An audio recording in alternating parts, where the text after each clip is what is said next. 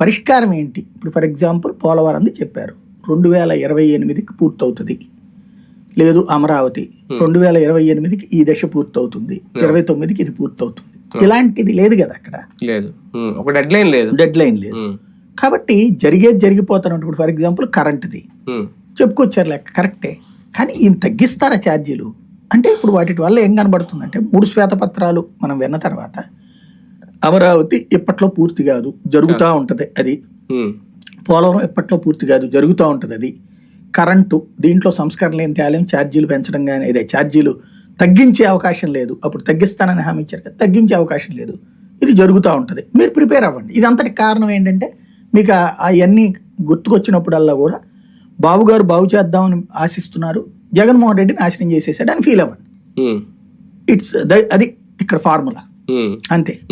మళ్ళీ 4 సీజన్లో లేదంటే 5 ఏళ్ళలో అవ్వదు, కంటిన్యూ అవుతుంది. పోలవరం పూర్తి అవ్వాలంటే ఇప్పట్లో అయ్యేది కాదు, అమరావతి కూడా ఇప్పట్లో అయ్యేది కాదు. ఏపీకి పరిశ్రమలు రావాలి అంటే జగన్మోహన్ రెడ్డి లాంటి ఒక భూతం అక్కడ ఉంటే మేము రాలేకపోతున్నాం అని చెప్పి పారిశ్రామికవేత్తలు అనడం.